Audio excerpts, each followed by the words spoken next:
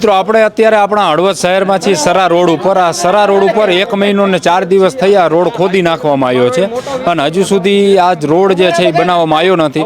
વરસાદ હવે ગમે ત્યારે આવે તેવી સ્થિતિ છે. અહીંયા અસંખ્ય વેપારીઓ છે. આ વેપારીઓ છેલ્લા 1 મહિનાથી કોઈ ધંધો કર્યો નથી અને દરરોજ દુકાને આવીને બહેન વરી પાછા સાંજે ઘરે વહી જાય છે. તેની સાથે આ વેપારીઓ કહી રહ્યા છે કે અમારા જ કોમ્પ્લેક્સની જે જગ્યા છે એ જગ્યા જે છે એ છોડવાના બદલે આ લોકો ત્યાં પણ ખોદકામ કરી રહ્યા છે. અત્યારે આ બધા વેપારીઓ એકઠા થયા છે.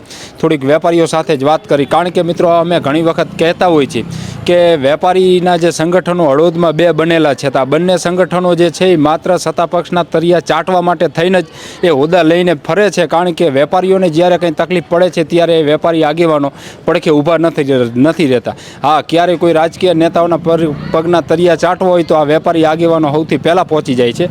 પરંતુ છેલ્લા 1 મહિનાથી આ વેપારીઓએ કોઈ ધંધા રોજગાર કર્યા નથી. એમની દુકાન પાસે રોડ ખોદી નાખવામાં આવ્યો છે.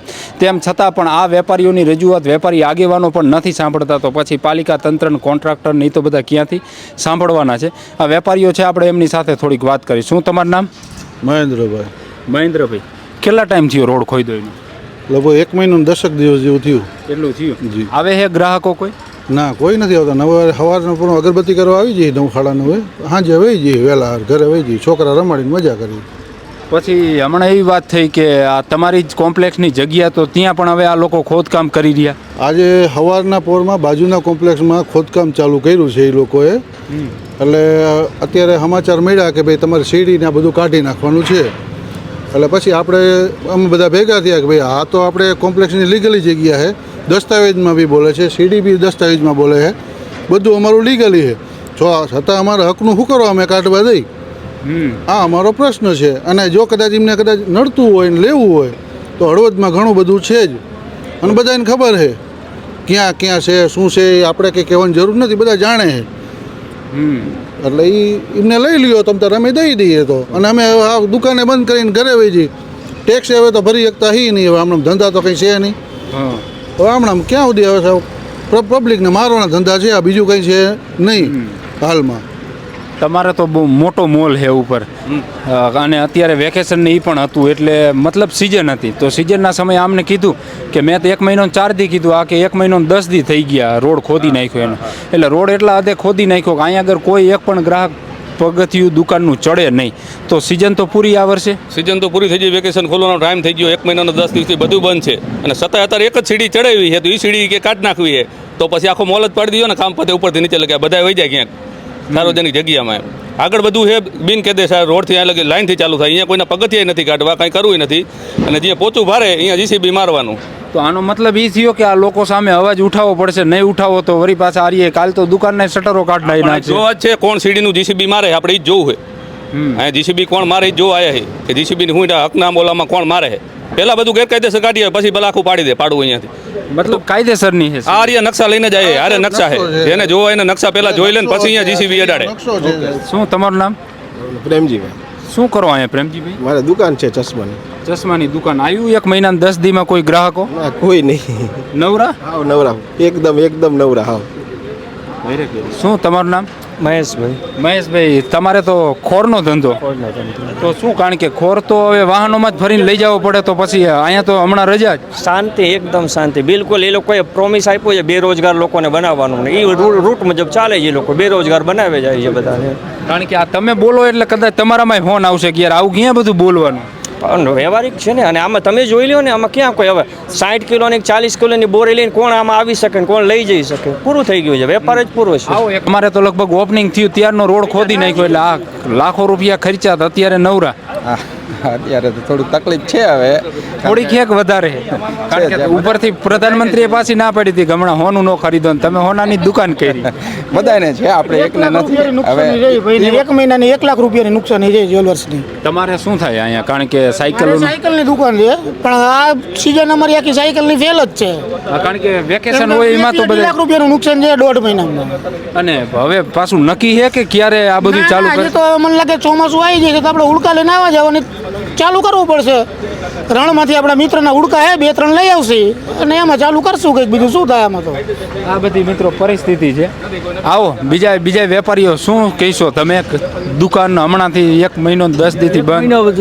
એક મહિનાથી બંધ છે 1 મહિના 10 દિવસથી અને ધંધા છે નહીં ઠામુકા નથી નવરા છીએ અમે આવો નવરા. હા હાવ નવરા છીએ નગરપાલિકા ઓળખું મેલ છે હા એમાં નહીશું બેઠા બેઠા એ જ નહીં છે બીજું શું થાય તમારે અનાજ કરિયાણાની દુકાન. અનાજ કરીએ તમારા ભાઈ જ વેપારી સંગઠનના ઉપપ્રમુખ છે વેપારી મહામંડળ. શું લાગે એમ આ બધું, કારણ કે આ રીતના તો ક્યાં લગી બધા સહન કરશે? ના એ તો હવે 1 મહિનાથી ચાલુ છે. રોજગાર વગરના જે બધા બેઠા છે રાહ જોવે છે કે ઝડપી થશે. 45 દિવસનો વાયદો આપેલો છે, 45 દિવસનો રોડ ક્લિયર થઈ જશે. એવું કીધું 45 દિવસ. 45 દિવસ 50 દિવસની વાત અગાઉ થયેલી છે, 1 મહિનો થયો છે. 40 દી તો, કારણ કે 1 મહિનો 10 દી કીધે એટલે 40 દી થઈ ગયા. તો તમને એવું લાગે છે કે આ 5 દીમાં 10 દીમાં? આટલું તો નથી થશે. કારણ કે બનાયા પછી 15 દી તો પાણી પાવું પડશે. તો હજી રોડ જ હજી પીસીસી કે આરસીસી જ નથી કર્યું તો પછી ક્યાંથી વાત? ના એ તો હવે વરસાદ જો આવી ગયો તો પાછા બીજા 45 50 દી કેટલા દી થશે એમાં તો કંઈ કહી નથી શકાતું. પણ જેમ બને એમ ઝડપી કાર્ય કરીને પૂરું કરે ને વેપારીને રાહત થાય એવું કાર્ય કરે, આપણે એવું વિચારીએ છીએ. બાપે શું ધંધો કરો? અનાજ દરવાની ઘંટીનો હાલે છે ઘંટી? ઘંટીમાં અત્યારે કોઈ ગ્રાહક જ નથી આવતા કારણ કે તળેવી પોઝિશન નથી અને 45 દિવસ જે કીધા એમાં અત્યારે 1 મહિનો 10 દિવસ થઈ ગયા છે. અને એક ભીતિ એવી બીક રહે છે, અમને એવી બીક રહે છે કે અમારો આ ધંધામાં આ અમને 2 મહિના કંઈ ખોટ આવશે તો અમારે ઘર કેમ ચલાવવું? અને આ પાણી ભરાઈ જવાની જે ભીતિ છે અને પાણી ભરાઈ જશે તો કેટલા ટાઈમે રોડ બનશે તો અમારા ધંધાને વિચારણામાં અમને ગભરામણ થાય છે. ટૂંકમાં સમજ્યા તમે? અને આ લોકો બધા જે વેપારી જે છે ને એ બધાની હું જે કહું છું ને એ જ ડિમાન્ડ છે કે જેટલું સત્વરે જેટલું ઝડપી રોડ બને એટલું આ વરસાદ આવે એ પહેલાં ઝડપી બનાવે એવી જ અમે આશા રાખીએ છીએ. જિગ્નેશભાઈ કેટલા ટાઈમથી આ રીતના નવરાજ બેઠા? 1.5 મહિના થઈ ગયો. 1.5 મહિનો થઈ ગયો. અત્યારે આ તો ઠેઠ આવું બહાર નીકળો ને ખોદ નાખ્યું. હે હા હા એ તો હવે હાવ નાનો થઈ ગયો દુકાનનો. એટલે 1.5 મહિનાથી બેઠા હો, કોઈ ગ્રાહકો આવે? ના કોક આવે બાકી કોઈ નથી આવતું. ધંધો નથી હાલતો? ના ધંધો ઠામ કોઈ નહીં. 45 દીમાં રોડ ખોદ્યો ત્યારે કીધું હતું કે અમે નવો બનાવીને કમ્પ્લીટ કરી દઈશું. 40 દી થઈ ગયા. 1.5 મહિનામાં કમ્પ્લીટ કરી દઈશું એવું કીધું. તો હવે શું લાગે? હજી મહિનો લાગશે. હજી નવરું રહેવું પડશે. હા હજી મહિનો નવરું બેવું પડશે. એટલે જો આ બધી મિત્રો સરા રોડ ઉપરની પરિસ્થિતિ છે અને વ્યવસાય એક આપણે એ સમજવું છે, કારણ કે આપણું હળવદ આવડું છે. અહીંયા ચેમ્બર ઓફ કોમર્સ પણ છે, મતલબ એ સંગઠનના પણ પ્રમુખ છે, વેપારી મહામંડળના પણ પ્રમુખ છે અને વેપારીઓને અત્યારે તકલીફ પડી રહી છે, વેપારીઓ હેરાન પરેશાન છે. તો પછી આ બાબતે તમે પ્રમુખોને એને રજૂઆત કરી? કારણ કે પ્રમુખો એટલા માટે બનાવ્યા કે વેપારીઓનો કંઈ પણ નાનો મોટો પ્રશ્ન હોય તો વેપારીઓ બધા ભેગા ન થાય છે એટલે પ્રમુખ રજૂઆત કરી આવે તેનું નિરાકરણ થઈ જાય. આમાં વેપારી મહામંડળના જે પ્રમુખ છે હાલમાં અત્યારે વિનુભાઈ છે. મેં અત્યારે વિનુભાઈને કોલ કર્યો એટલે વિનુભાઈએ પર્સનલી મને એવું કીધું કે ભાઈ તમે અમારા પ્રશ્ન નથી આવે. એ અમારો એસોસિએશનનો પ્રશ્ન હતો. શું હતું કે હું અત્યારે ફોટોગ્રાફી એસોસિએશનનો પ્રમુખ હતો, હું હાલમાં અત્યારે છું નહીં, મેં રાજીનામું આપી દીધું. તો મારે કયા હોદ્દેથી એ મિટિંગમાં મારે ભાગ લેવા જાવું? તો એ કે તમે અમારા પ્રશ્ન નથી એટલે અમારે તમારા પ્રશ્નમાં નથી આવવાનું થતું એવું મને સ્પષ્ટ કીધું. એટલે મેં કીધું કાંઈ વાંધો નહીં. તો પછી ચેમ્બર ઓફ કોમર્સના પ્રમુખ? ના સાહેબ, એ બધું હવે તમને ખબર છે, તમે જાણો જ છો. ક્યાં કોણ સાફ કરાવે એ તમે દિયો છો, મારે તો કંઈ કહેવા જેવું જ નથી. એટલે એ ગામના તો બધા જાણે જ છે પણ આ થોડુંક વેપારી, કારણ કે ઓલું અમે બોલીને એટલે એવું થાય છે કે ભાઈ અમને અમારી યાર વાંધો પણ આવે, અમારે એને કોઈ પ્રકારનો કંઈ 0% કોઈ વિષય નથી, પરંતુ અમારી ફરજ છે. અને બસ હું જ કહું કે આ બધા વેપારીઓના પ્રમુખ તરીકે હોદ્દા લઈને બેસી જાય છે તો પછી સારું હોય તો અહીંયા આગળ જ નહીં ખુરશીમાં બેસવાનું. તો અત્યારે આ તકલીફ છે તો અહીંયા આવવું જોઈએ ને. વાત સાચી છે પણ હવે સાહેબ એ તો એમને લોકોએ સમજવું જોઈએ ને. આપણે તો અમે તો શું કરીએ કે અમે તો નાના વેપારી છીએ સાહેબ. તેની સાથે અહીંયા બાજુમાં જ શાક માર્કેટ છે મિત્રો. હવે એ બધા ધંધો કરે છે રોજનું લાવીને રોજનું ખાવાવાળા. એમના ધંધામાં તો જે ફટકો છે એ પડ્યો છે, પરંતુ એ પણ સામે નથી આવતા. જો એ સામે આવીને ખુલીને બોલે તો કાલ સવારે એ શાક માર્કેટ આખી અહીંયાથી ઉપડાવી લે.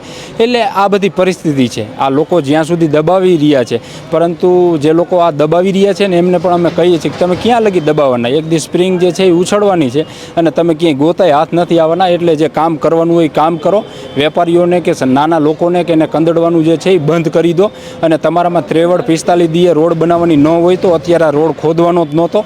તમારે ચોમાસું જાય પછી આ રોડ ખોદવાનો હતો હવે કામ કરાવવાની તમારામાં ત્રેવડ નથી ને તમે વળી પાછા રોડ ખોદીને મેકી દીધો ને 40 દી થવા છતાં પણ હજી અહીંયા આગળ પીસીસી કે આરસીસી પણ નથી કરી ચૂક્યા તો પછી આ બધી શું પરિસ્થિતિ છે ને વેપારીઓની સહનશીલતાને પણ અમે અભિનંદન આપી છીએ ને એમને પણ નતમસ્તક વંદન કરી છે કે આટલાક વેપારીઓ આજ બહાર નીકળ્યા છે બોલવા તો કાલ આથી વધારે પણ નીકળવાના છે મતલબ કે અવાજ ઉઠાવતા આમની સામે શીખો નહીતર તો આ કાલ તમારા દુકાનના શટરો પણ આવીને કાઢી જવાના છે. આભાર.